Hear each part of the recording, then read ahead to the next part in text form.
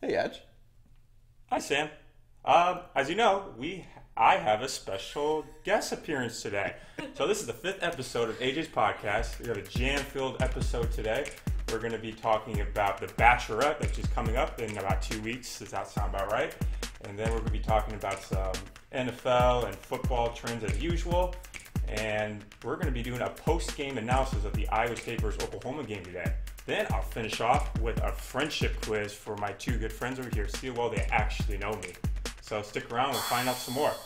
So the quote of the week.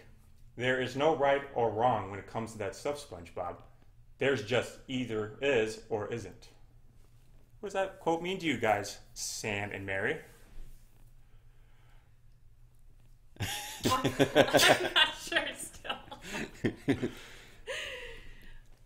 Sam, do you have any reactions? There's no right or wrong when it comes to that stuff, SpongeBob. There's just either is or isn't. It's much more, it's much more deep than I was expecting from Patrick. It's surprisingly deep because it's very profound. Because Yes. he's a very dim-witted character. Yes. To me, it's just you won't know it's right or wrong until you actually do it. Okay. I feel like he's basically just saying it's right or wrong, just wording it differently. I think, No, it's, he's just, I think it's saying- just a big oxymoron. Yeah. I would He's agree. saying that there's no right or wrong. But I think is or isn't is like it No. is true or it's not true, which is really just right or wrong. No, this is what this quote means. I'm going to key you in right here. This is what this quote means. It's only illegal if you get caught. What? It's not right or wrong. It's just whether or not you get caught. Okay. I like that, actually. That's what I think. So you got a brief introduction of my two guests of how profound they actually are. So let's get a little deeper into who they are. So Sam and Mary, tell us a little bit about yourselves. Well, I'm Mary. I'm from the Quad Cities, also home to AJ and Sam. Went to Iowa State University, graduated with my master's degree in May, and now living here in the great state of Indiana. So it's and another important fact about me: I am AJ's best friend in the whole world. All right, Sam. All right. Well, I'm Sam. I'm also from the Quad Cities, Davenport specifically, also known as the Dirty D. Let's kind of like a little brief rundown of them. So how about I wanted you guys to tell me the story of how we became friends. So who wants to start? You should Okay. start because you met him first. I'll start. Okay, so I met AJ at randomly a Hy-Vee Christmas party. Hy-Vee is a grocery store if you did not know that. Yeah, so I went with my friend as a +1, and she worked at the same Hy-Vee as AJ, and that's how we met. And so we were friends. He was a year older than us, a grade older. And he actually went to Iowa State, and I got my housing assignment at the kind of when we were meeting, and I realized he lived in the same dorm that I was assigned, and so I kind of used AJ as like my knowledge of like, hey, what's this like, you know? I was used. Yeah, basically I used him to get all the info. And so through that we actually became really good friends, and we were excited to go to college together and live in the same dorm and whatever. And that was back when Snapchat had, like, you could look up to see who everyone's top best friends were on Snapchat. And I was dating Sam at the time, and I was best friends with AJ on Snapchat from all of our conversations, and his Snapchat name was Adge the Badge 69. And so it still is. That is still his Well, I Snapchat. can't change it. And so Sam was like, who is this weirdo that you're friends with? And he didn't really have a good perception of AJ until they finally met our freshman year of college. It was our freshman year, AJ's sophomore year. And I think we just kind of met by me introducing you guys, I think. So, But that's kind of like the backstory. It was a pretty casual introduction. Yeah. But yeah, my first knowledge that AJ existed was A threat. back in the day when you could see Snapchat best friends. Yeah. And, I'm looking one day and one of Mary's Creeping. best friends is this Adge the Badge 69, and I'm like, what the? That's coming from the Nip, which is Yeah. his Snapchat name. So two of my three best friends on Snapchat were the Nip But I'm and not- Adge the Badge 69. So I'm I not look the like nip some on weirdo. some other girl's best friend list. Well, anyway, they became friends. So I did not like AJ. No, you didn't. at first. You didn't. But I did. yes. And it worked out because later, as we all became closer, me and Sam actually became roommates in college for 2.5 years. And we were bestest friends ever. Was it only 2.5 years? Yeah, as I left early, remember? Oh, yeah. Well, 2.5 technically, years. I was there an extra semester. Extra semester. Got it. That makes sense. So, enough of the introductions. Let's talk about the real stuff. The Bachelorette is coming back to American households. This season will be technically one Bachelorette, which will be Claire Crawley, and apparently there's some new stuff going on. So, Mary, let's talk about this since you and I watch it the most. Mm-hmm. Sam can jump in if he wants to, but he doesn't want to. Oh, I'll jump in. All right. So, first, let's just kind of say, why did you start watching The Bachelorette? So I originally started watching it my freshman year of college, and I think it was because the girls on my floor watched it, and I never really was into reality TV.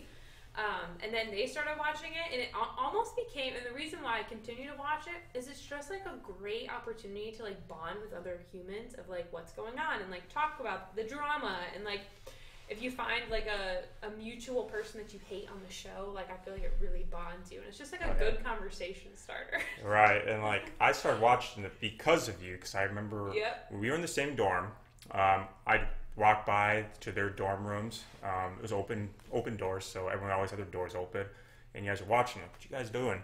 So watching The Bachelorette. And it was 15 girls just packed in this tiny space, it was in front of this tiny TV. It was like a Super Bowl watch party. It was. That's the best way to describe Every Monday, it. yeah. And I was hooked because my friends were watching it, but I stayed because of the drama.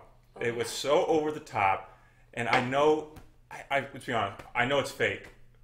Newsflash, it's fake if you didn't know that. But it was just, they kept you interested because you didn't know what the hell was going to happen next. There's always the unexpected.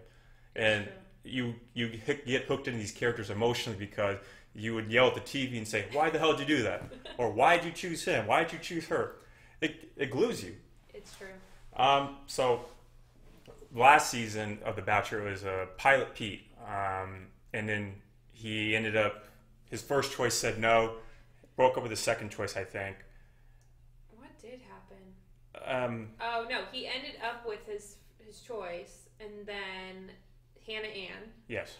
And then at some point, they broke up, and then there was the after the final rose thing with Maddie, and it was, or Maddie. Right. And it was a whole mess. Right.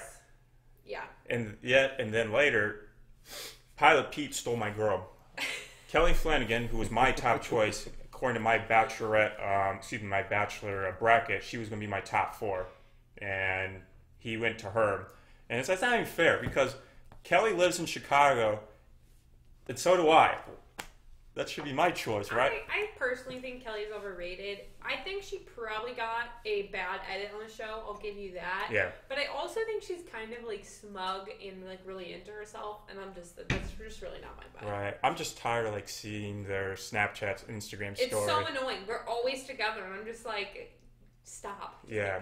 So so this season of The Bachelorette, as I mentioned, is supposed to be Claire, but there's rumors that Tayshia, who was a former contestant on a previous season, will be a second Bachelorette. I think what I've heard is that Claire finds her guy first, right away, and they need some more time or more footage, so let's get another Bachelorette in. Yep. From what I've heard, Claire is only the Bachelorette for 12 production days, which I think in Bachelorette world equals 2 weeks. So right. I think Tayshia comes in the 3rd or 4th week, because she ends up falling in love with this guy and whatever. But, right. I think it'll be interesting. I didn't watch the season that Claire was on, so I guess I'm not as super excited about Claire, but I really do like Tayshia, and I think that she will be a good Bachelor. Yeah, I like her too. I started to get more hooked onto her when I watched her in Bachelor in Paradise. Yes. With her love thing with JPJ. John Paul Jones. Yes. JPJ.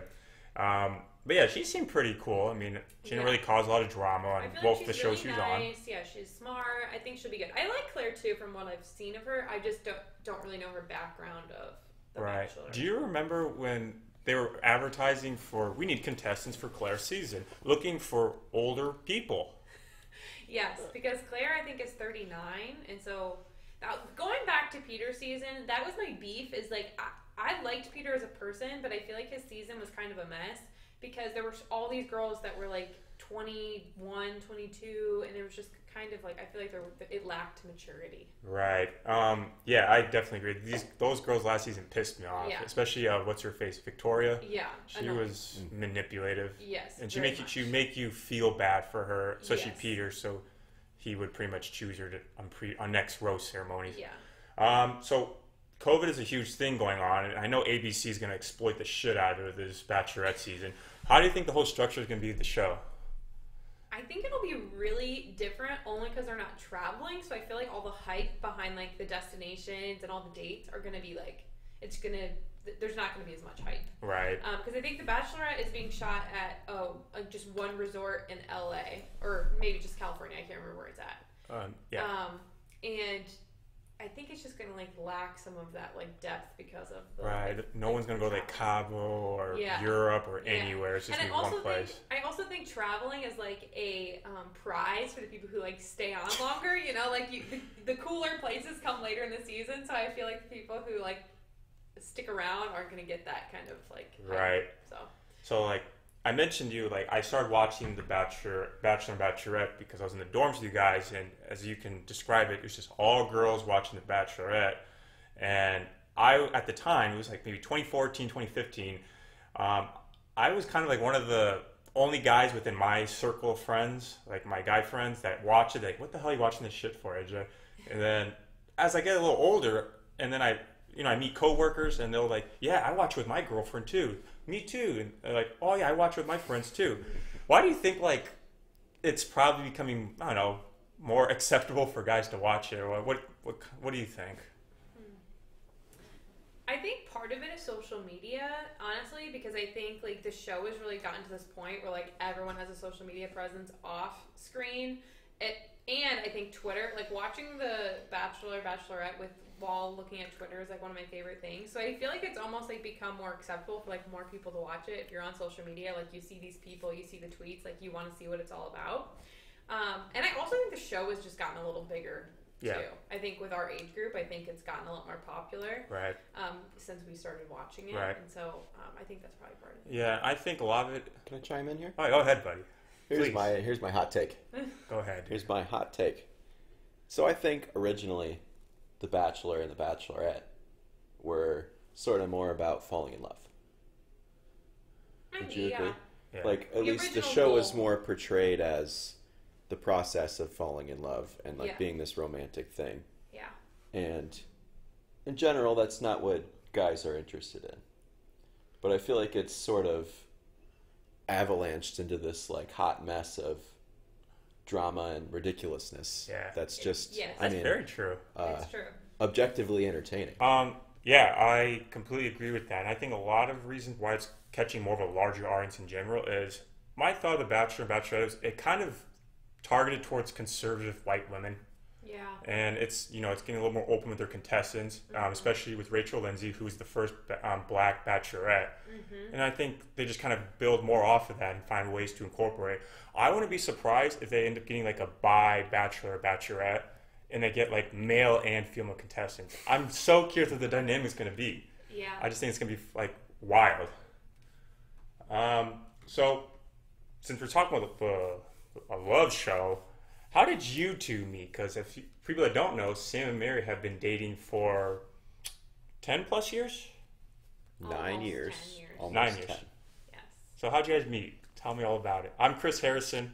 You are the Bachelorette, and you found Sam on your season of The Bachelorette. Wow. Well, this is an interesting story. Would you want to tell?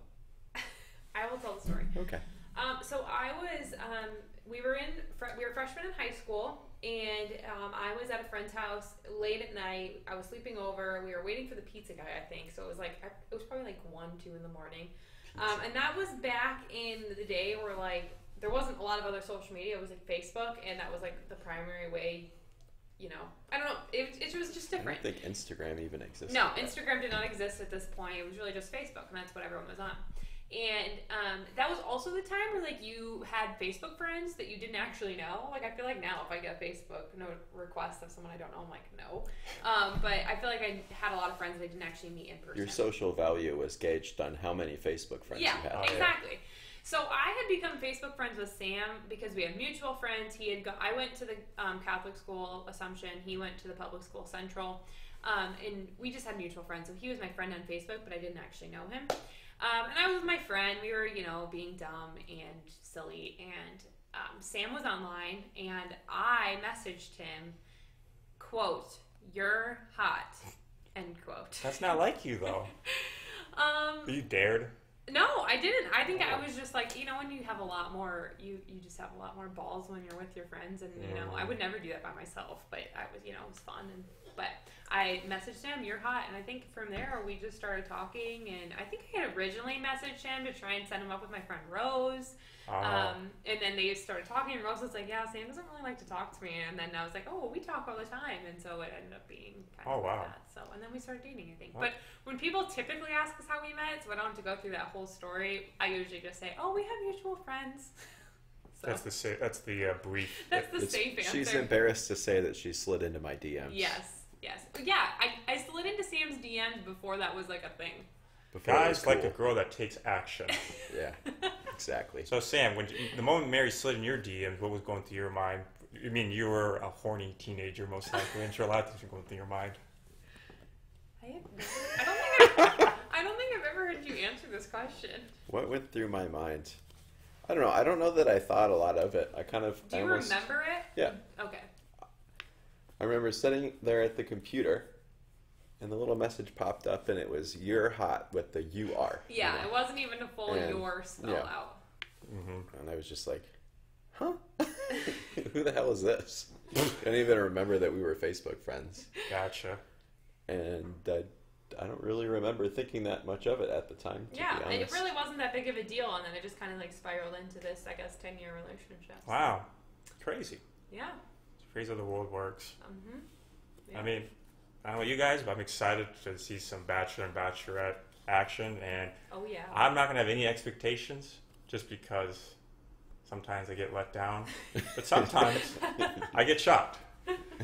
So we'll have to regroup again, maybe like a video call after a couple episodes. We have a better feel of the contestants the fandemonium is what's his face said. It's pandemonium, fandemonium. And we can definitely talk more in depth of what our analysis are of the contestants. I think we can all be assured that this will be the most dramatic season of The Bachelorette yet. It's true. The most dramatic season yet. So as much as I want to talk about The Bachelorette all day, which I probably could, I don't know about Sam, but this is a sports show, so let's get into sports fine.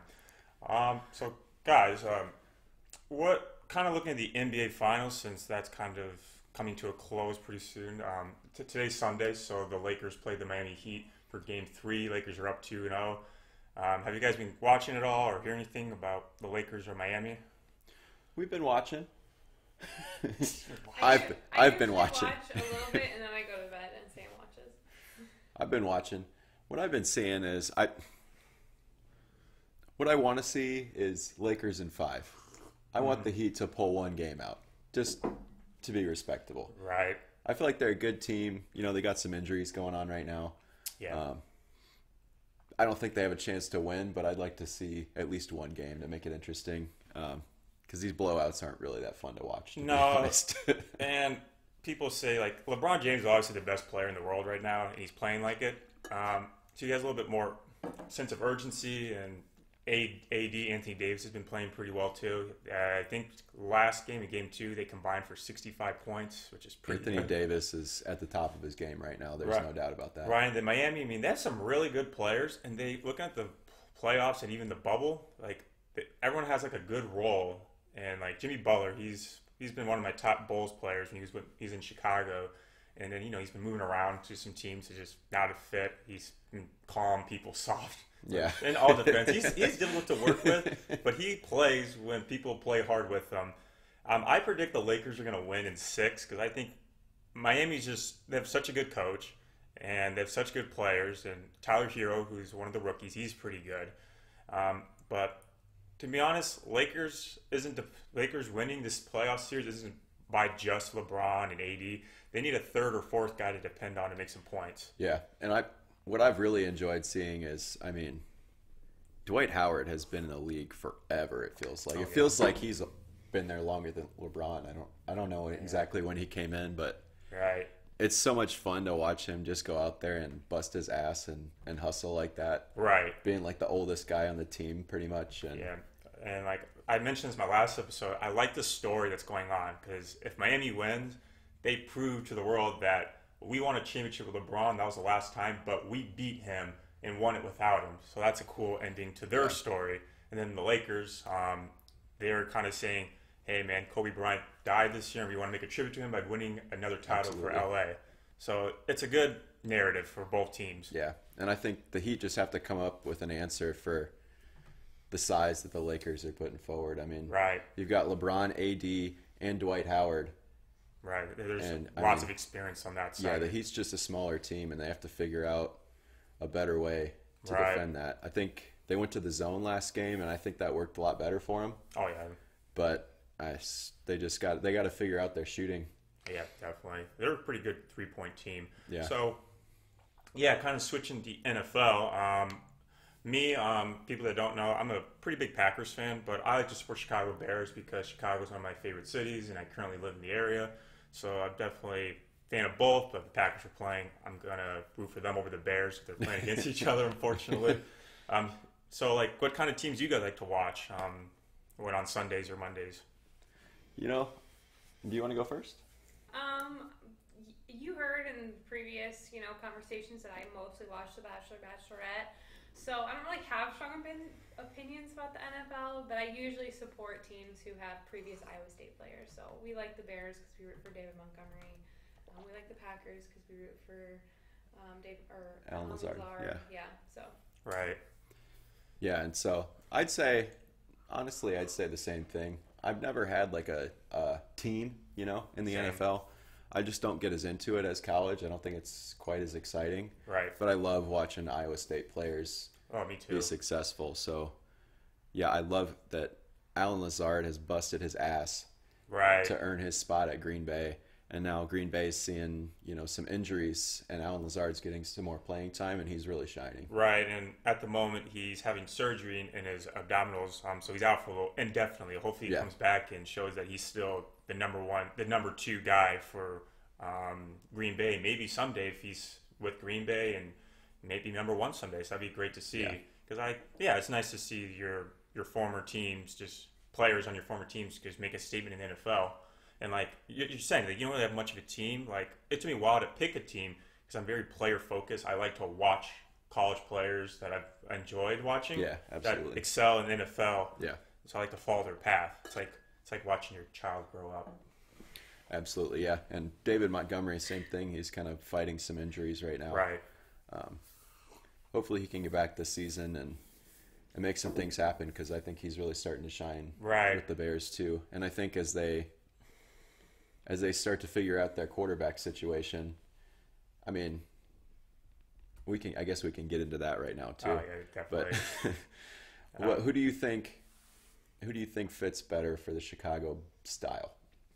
As in the quarterback? Yeah. Nick Foles. It's very obvious to me. I mean, I understand the whole Mitch Trubisky dynamic. They use that number 2 pick, and they want to show that they've given Mitch every opportunity, every resource to make him, succeed. And fortunately, that just didn't work out for him. I mean, I just don't understand the pick. Like I was telling you, I recently found out that Mitch has only played one full season at North Carolina before he was drafted number 2 in the NFL draft. And you pass guys like Mahomes and Deshaun Watson and probably some other quarterback that was overlooked. And I don't know what their thought process was, but I just didn't think it worked out. But I think Nick's that guy for the short term at least. And maybe they'll draft another quarterback, maybe not this next coming draft, but the draft later. Right now, the Bears just need to focus on retaining their advantage. They're 3-0. And depending how today's game is, maybe they'll try to fight Green Bay or whoever for the NFC North. And so I'm going to agree with you there. I think I personally think Mitch Trubisky has a lot of potential as a good NFL quarterback. I think that, and I'm probably beating a dead horse here because everyone else has said it too. I think Matt Nagy either needs to go with Nick Foles or change his offense. Right. The Bears have tried to force Trubisky to be a pocket passer, and that's just not who he is. And he sits back there and gets nervous. He's so much better when he's running and he's on his feet, making quick decisions. Right. And I think he's very athletic. if the Bears can't adjust to that style, then he needs to go to a different team. Yeah. Because I think he has a lot of potential. But Nick Foles' style of play, being that pocket passer, with still a little bit of mobility because the Bears O-line struggles sometimes, as we know. That just fits the Chicago style, and I think that's why he was so successful last week when he came in and really saved the game for the Bears. Yeah, I mean, I like Nick Foles' kind of history. He's a journeyman. He's been to lots of teams. He's gone back to teams. And a lot of experience. Yeah. He knows he's been a backup guy for a lot of his career, so I think that adds some humility to the role. Exactly. And some good experience. Right. Yeah, we mentioned, like we like seeing college players. They go to NFL. I mean, we all watch Iowa State football. I mean, what's some other teams you guys are watching this season? I mean, this is such a crazy football season. Seasons are shortened. Seasons are resuming later. So what are some games or some teams you guys that's been catching your guys' attention? Sure. Do you have anything? Go ahead. No. So obviously, being an Iowa State fan, I pay the most attention to the Big 12. I always have an opinion about what's going on there. I think there's always the Oklahoma hype, but I think that'll start dying down after this week. Yeah, we'll get into deeper detail about that. Yeah, but I think it's the same thing with Texas. Texas is, in my opinion, almost always overrated. Right. They win some big games, but they lose the important games. Right. And that's just, obviously you can't be successful that way. Exactly. I really like Oklahoma State and Kansas State this year for the Big 12. Yeah, they're pretty good picks. I think the Big 12 is much more balanced this year. I mean, you've got already so many what would be considered upsets, I think, going on in the Big 12. I mean, West Virginia struggled all last year, but they came out with a big win against Baylor yesterday. Kansas State obviously beat Oklahoma last week. I think it's going to be an interesting year for the Big 12. Yeah, I think so too. And yeah, Big 12 definitely is what I've been watching.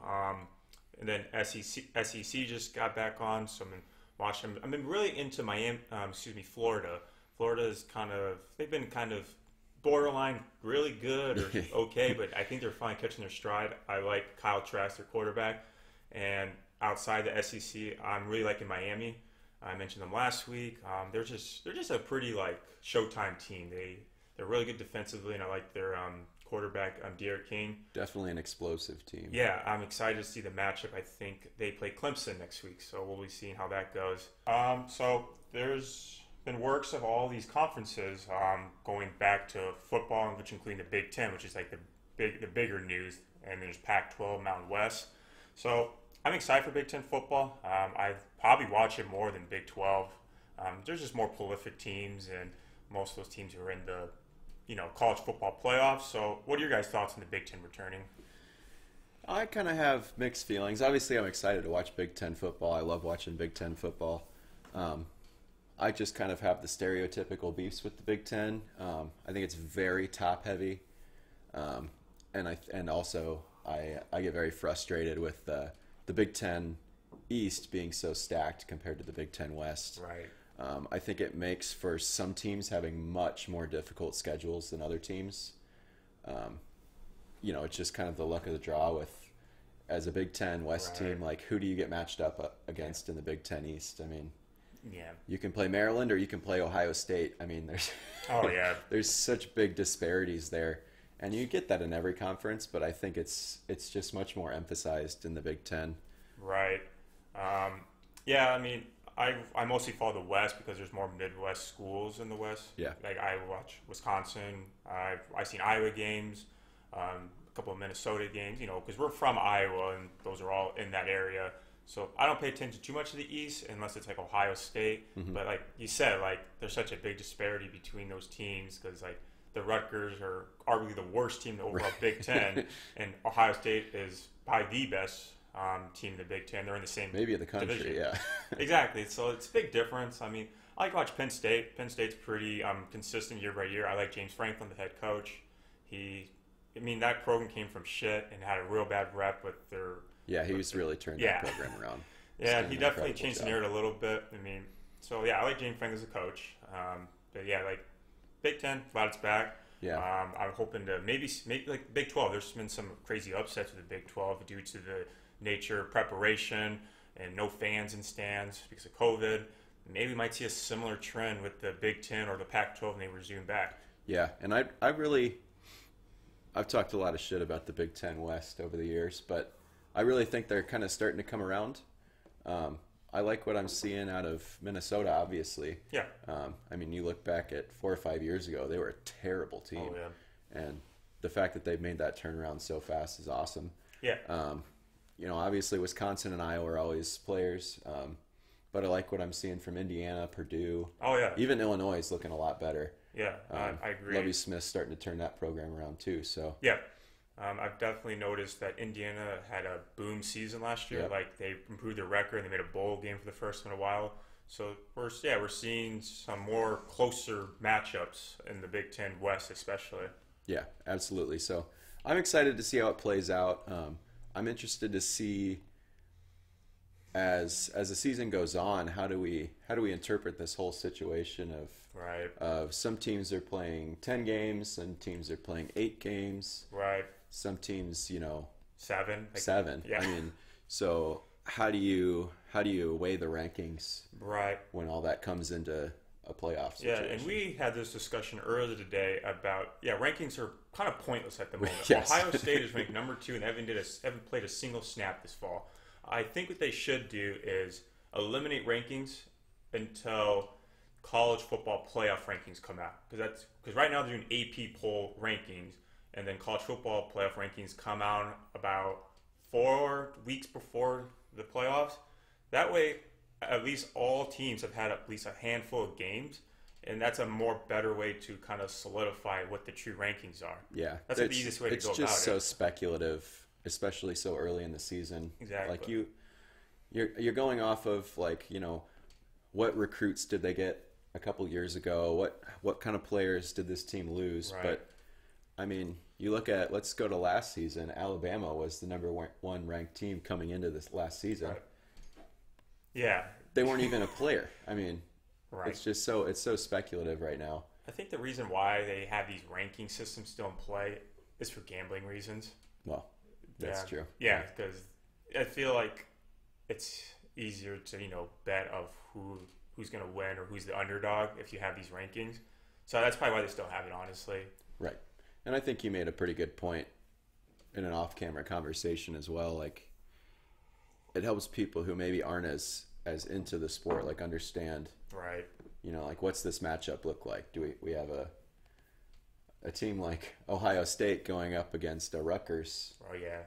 It gives you an idea of what that game's going to be like. True. So yeah. It's probably helpful in that sense. Yeah, it's good to kind of give the people not so familiar a better narrative, or just advertise a little better, so that way they come into a game with the correct expectation. Yeah, absolutely. Cool. So now we're still in college football. We'll take a quick break and we'll go into deeper analysis on the Oklahoma game we watched this weekend. So stay tuned.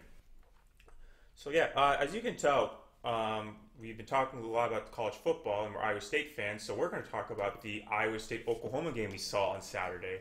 And as some of you may know, Iowa State won by an upset of 37-30. So we're just kind of a brief rundown. We're going to talk about our halftime thoughts, what we saw, what we liked, disliked, who were the key players in this game, and definitely finish off with some predictions of what the Big 12 is going to look like for Iowa State. So, Sam, let's start up. At halftime, what were our thoughts? At halftime, I was nervous.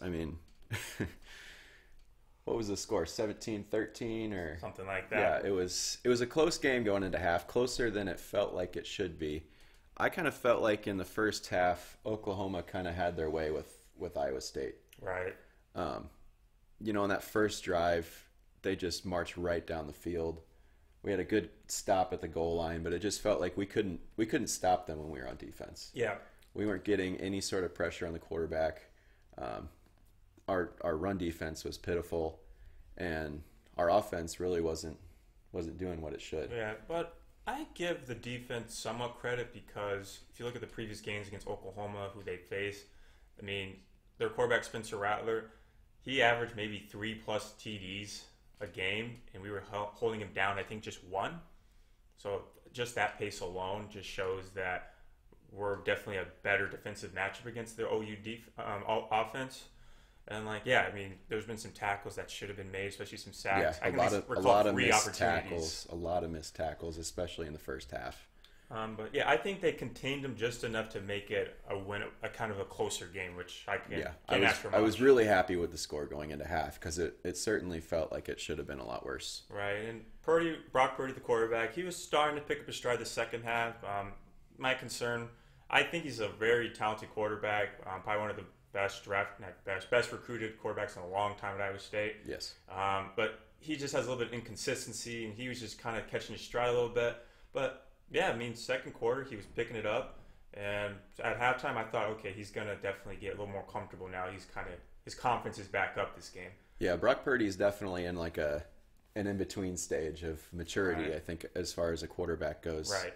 And I think he even admitted this himself. He's sort of he's like the freshman me wants to make the big play on third down. Right.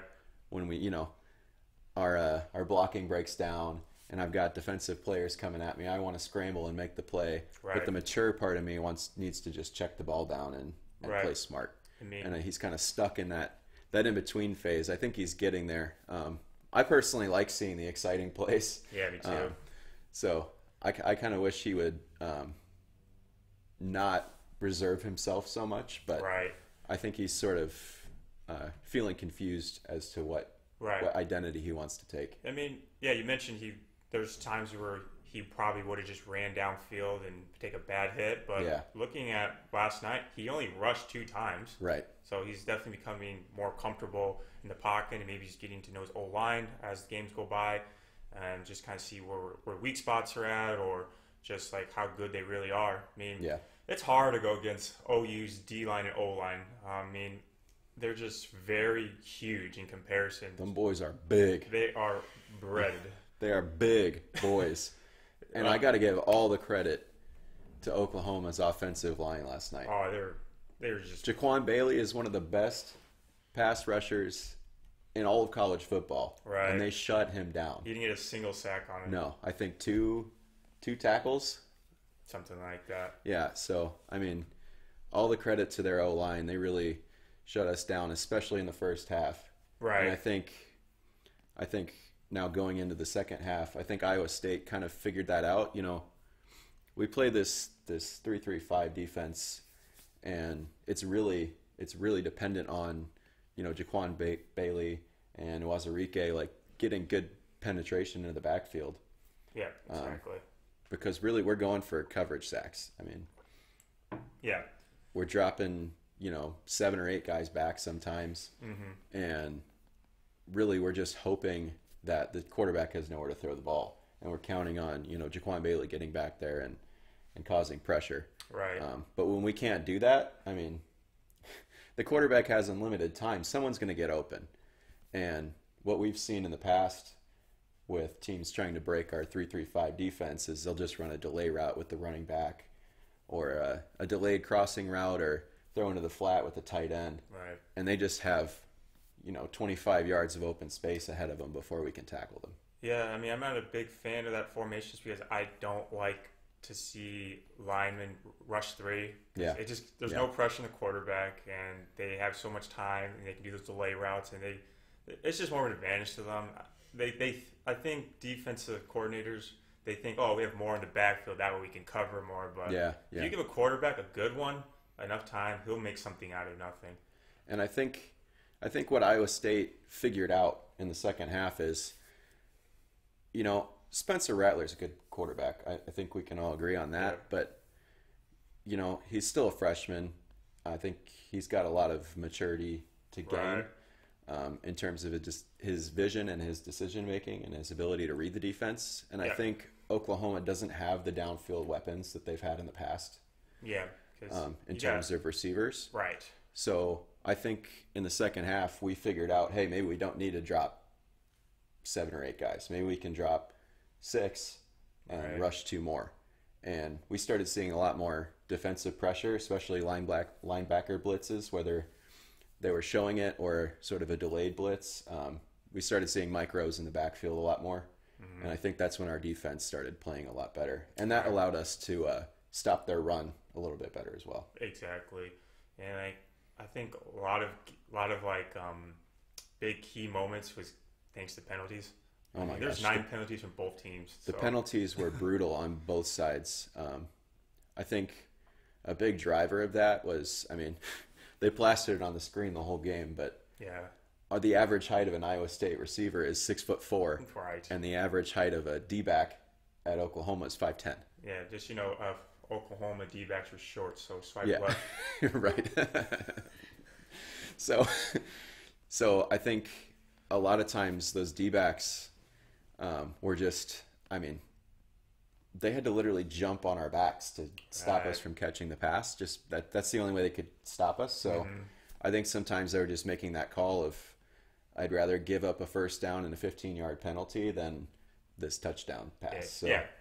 I mean, that's, in all fairness, you don't have much you can do. So I don't blame them for that. Yeah, I think like probably 5 or 6 at least of their penalties, of their 9 penalties, were pass interference. And I think 4 of them were on the same person, right? Covering Charlie Kohler. So he's really great, and the whole tight end core is just pretty good. I mean, they're all big and tall, and Charlie is a preseason All-American. Yep. So he already has some sort of experience, and people recognize that, especially in analysis, sports analysis and stuff like that.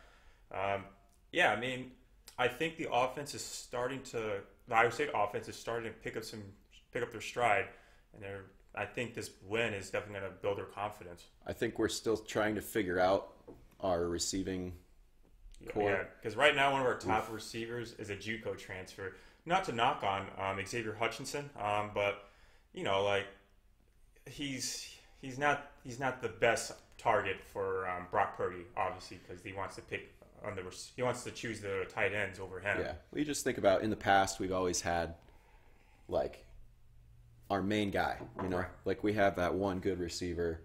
Even last year we had like 2 or 3 pretty good receivers. Right.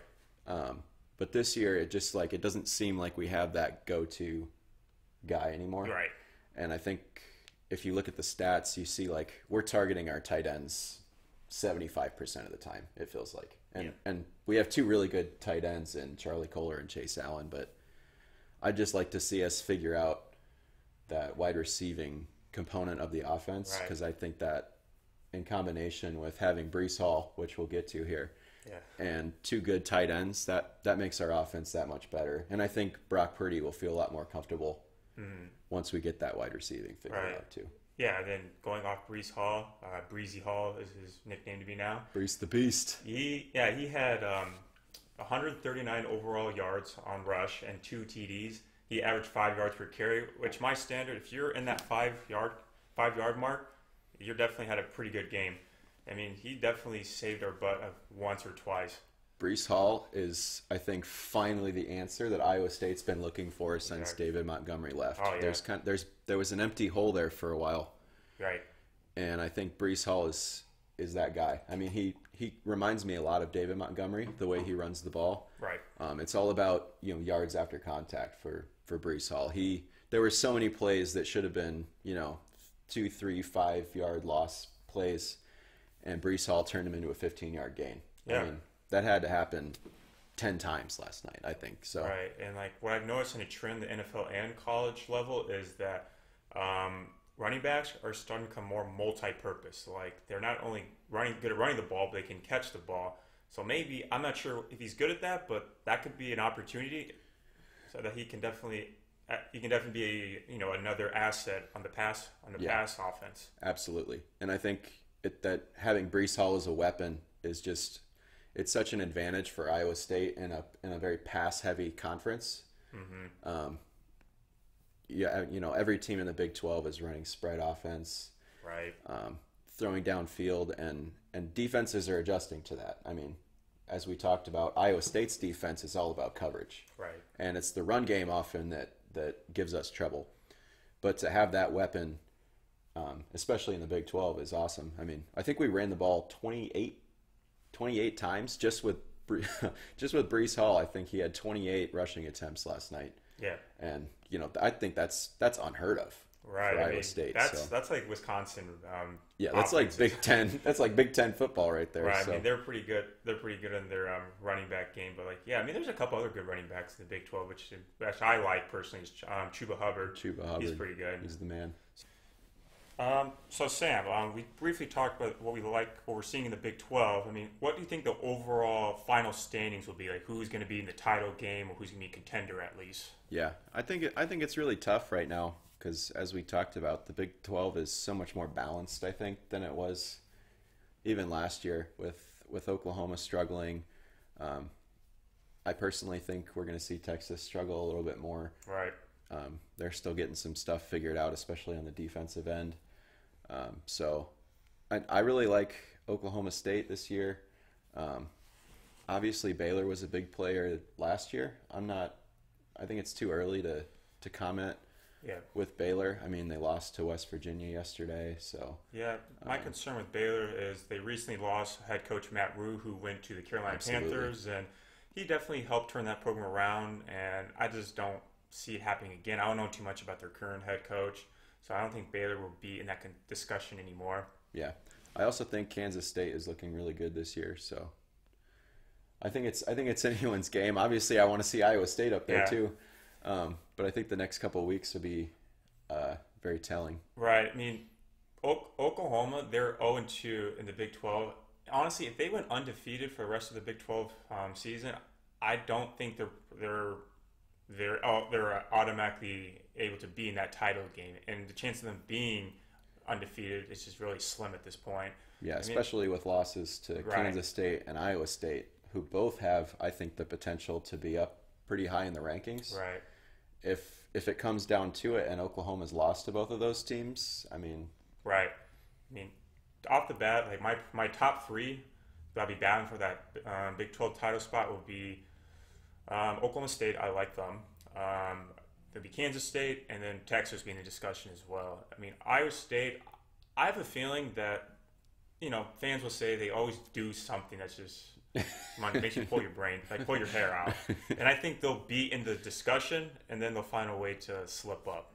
We've seen it before more than once. It's always something with Iowa State. It feels like, I mean, I have really high hopes this year. I think we've been able to pull out a couple wins despite not playing well. So I think if we can figure that out, we've got a good chance. But it's the figuring it out part that Iowa State's not very good at. So yeah, exactly. So yeah, hopefully, like you always say, Kansas State is always what trips us up at the end of the year. So yeah, they just know how to read us, I think. Yeah, absolutely. Cool. I mean, definitely a lot we talked about in the football side of things, a little bit NBA, but so. As you guys know, these two are real good friends of mine, but let's see how well they actually know me. So I have designed a friendship trivia quiz that would be questions about me that only my true friend would know. So let's see if they have what it takes to be my true friend. So how do you guys want to do this? I have a good set of questions, about 5 to 6, I believe. Do you guys want to compete against each other, or do you guys want to work together? It's up to you. I think we should compete. Okay. I think it's a competition. Yeah. Okay, fair enough. Should we raise our hand, or are we going first answer wins? I think, what if he asks the question and then we both write it down, and then after all questions, we can go back through the answers. That's fine with me. I think that makes sense. Okay, go ahead. All right. Oh yeah, we can just do it on our I'll just write it on my phone. Okay. I'm ready. All right, I'll start with an easy question. Question number 1. What is my favorite color? And just to keep it, simple, just like a high-level color, not like turquoise or lime green, just like typical color wheel colors. Is it green? I'm not telling But the answers you get for green.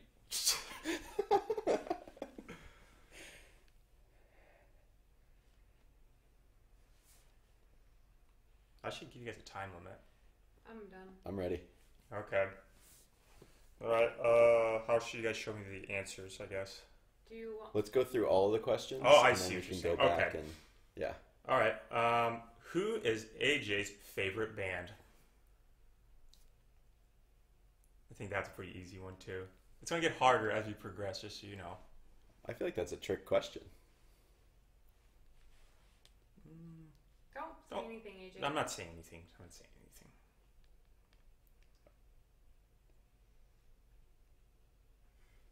I'm ready. Okay, I've been ready. next question. What's AJ's favorite beer of all time?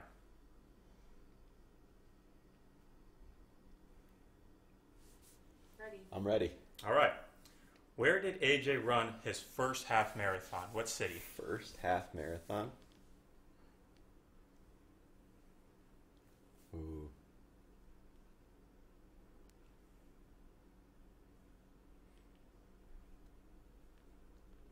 Hmm.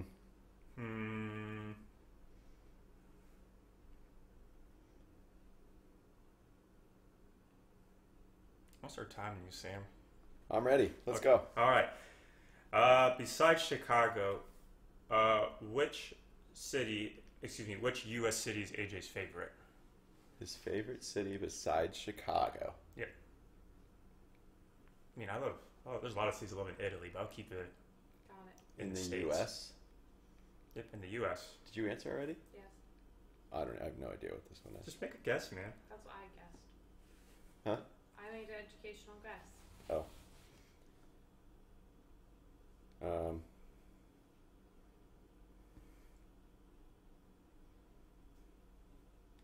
Okay. All right. Where did AJ lose his first fake ID? Oh. Your first fake. Yep. Oh, I remember this. But I don't remember where it was. Now, make a guess. You might be right.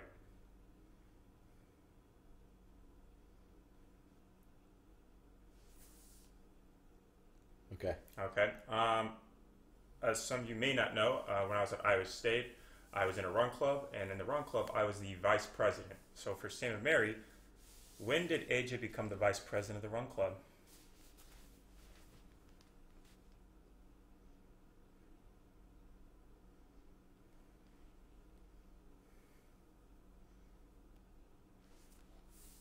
Okay. Then the final question. Final question. Okay. So I'm not speaking like a town or a city. Where did AJ lose his virginity?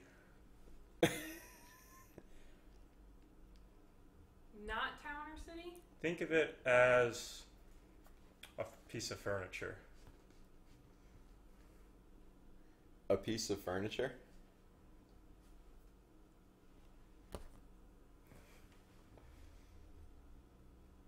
Do I know this answer? I feel like I remember the story, but I don't remember a piece of furniture being in the story. Make a guess. I'll make a guess. You're making a lot of guesses, Sam. I'm kind of worried. We must not be that good of friends.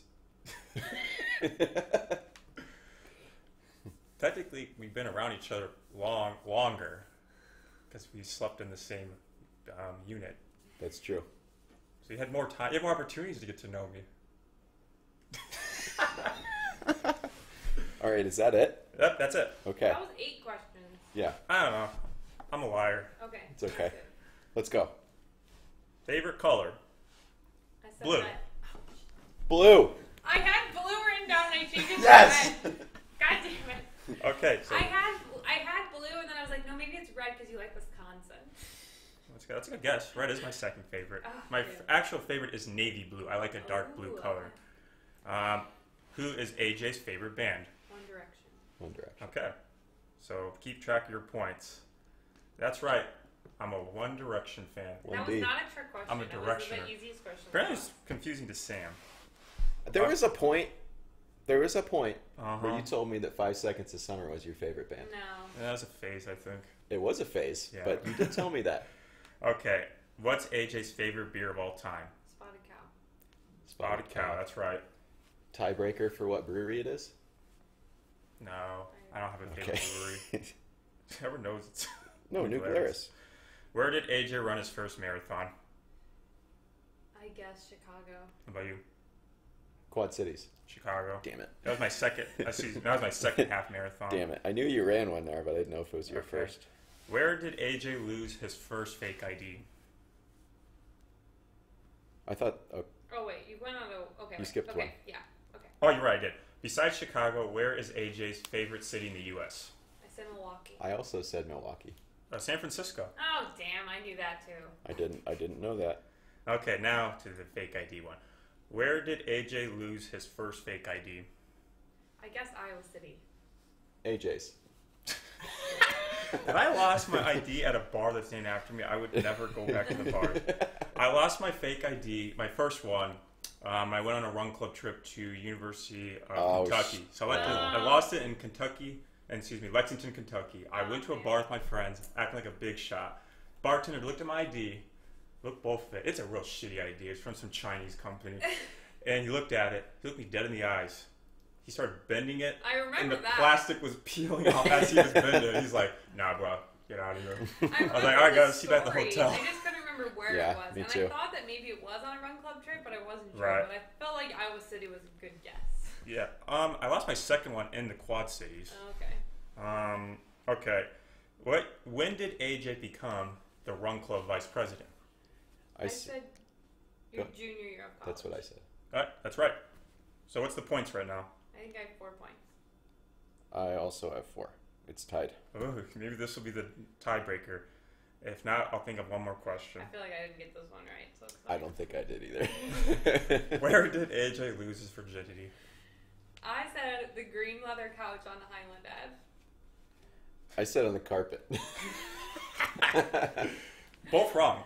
The carpet was the closest one. It was an air mattress. Oh. Oh. I knew that. You were visiting Yeah, for ants or something in Oh no, it was in Nebraska or it was close to Nebraska? Omaha. Okay, yeah. Yeah. Darn it. See, I was thinking ground. Yeah, you're technically physically you're No, we need closer. a tiebreaker. Okay. We need a tiebreaker. Okay, I gotta think of something. Okay, so we need a tiebreaker question. So I'll start this one. What was AJ's first major when he came to Iowa State? You're supposed to write it down. Guess it doesn't really matter. Yeah, I thought we were just... It's one question. Okay. You want to answer first?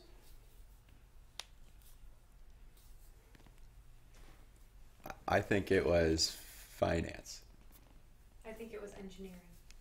God damn it, come on, it was architecture. Damn it, I knew Architecture? that too. I literally had no I like to idea. grow up buildings and shit. I knew that. I literally had no idea. Okay, I have Lord, this is like all the depths of my memory. Yeah, that's we haven't really seen each other in a while. Oh, man. I had no idea. Okay, Alright. okay, here's another one. Overtime round 2. In the summer of 2017, AJ went on one vacation. So this was before my last semester of Iowa State. Okay? Where did he go? And it can be to the state level. I'll let that slide. You went on vacation. I flew. You flew to... California. You went to San Francisco. No, that was spring break. Okay. Wait. I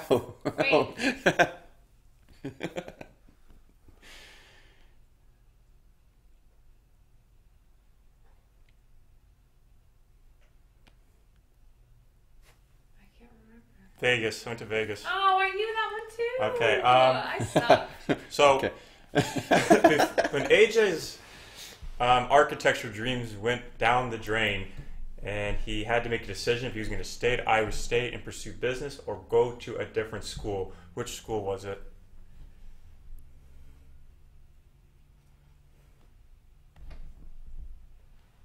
I think this was before I knew you. That's true. I told you. Me too. I told you guys the story. You and I? Okay, what's your guess? I mean, you and I would have been my first guess. No. Scott Community College. No, it was Iowa, unfortunately. Ew. You were going to be a cockeye? I was a I was a man trying to find himself. You never told me that. I would have remembered. Maybe I was too scared to tell you that. Maybe. You Yeah. should have been. I would have remembered. I was a man that didn't know himself yet. All right, give us another one. All right. Okay. Okay. Where did AJ run his last, run club race for cross country? At Iowa State. I feel like I can't say at Iowa State. Champaign, Illinois. No, it was Michigan State. I was thinking of the one, but I think that was not even your senior year. I was thinking of the one where... I feel like every time you went somewhere, it was Champaign, Illinois. Yeah, I know. That's just true. I like Champaign. I think another question. Okay. What's AJ's favorite season? Spring! That's right. Who said it first? You did. We'll just say you got it. All right. Mary is the true best friend. I wanted you In to this ask household. questions about your family. In 5 You would win that. He doesn't know nothing about my family. Sam, you know how many sisters I have? Who's the better friend? 2. 3. 3. I knew that was going to happen. I thought that was going to be... And then I couldn't remember the name of your third sister because it's Letty, Melissa, and what's the other one's name? Can you guess? I just knew Melissa. It's Grace's mom. Oh, Amy. Amy. Amy. That's right. Oh, I... No. See, I was hoping you were going to ask that question, so I was like, I know this, and I know he doesn't. Yeah, I know. Well, your I parents' had names? plenty I of know questions your that you would know, but I want to make it so Sam had a fighting chance. Thanks, Edge. That's But that You're a that true just friend, shows you even that though I'm the better friend I don't know because- anything about you. But if you can think of questions that I know that he doesn't, that just shows that I'm the better friend. that's true. Yes, it does. Yes, it is true. Yeah, I am but right. I want to build suspense for the audience. Oh. Well, I'm disappointed in myself because I knew some of those answers. But Yeah. Yeah, I mean, it's all right. It happens. I'm sure I probably wouldn't remember some stuff if we were to do the same thing if I was the You could contestant. have asked when's your birthday.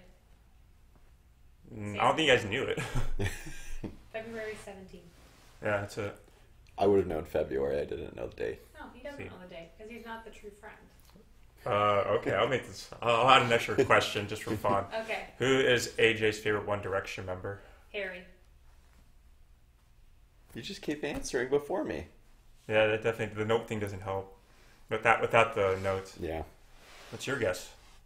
I mean, I probably would have said Harry. It's either Harry is Or it Louis? Niall. It's Louis. Damn, I knew it was Louis. Yeah. But you also like Harry, and you like. I like Harry a lot better now. I mean, I've always been a fan of Harry, but I've just grown closer to him. Me and him are tighter now.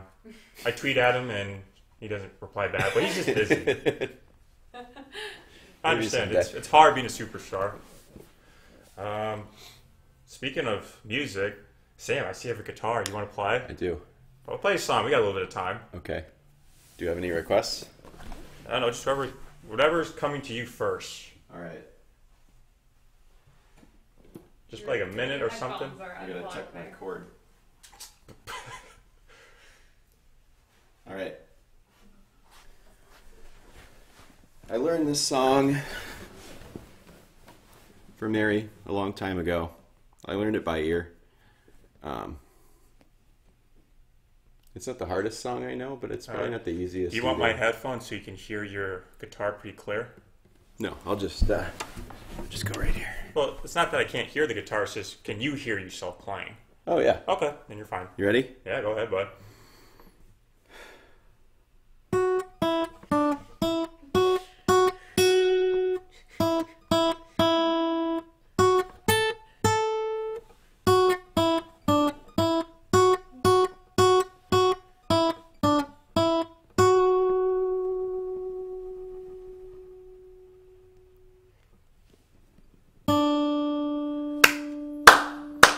Wow, man. When you said you learned the song for me, I was like, what are you talking about?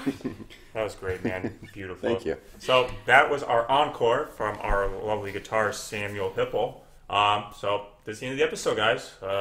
It's been great having these guys on as my first guests. I'm definitely open to have more guests, either in person or video call. So stick around. We'll have some more coming up. So thanks again, guys, for coming in, and thanks for watching, everybody. Thanks, Edge. Bye.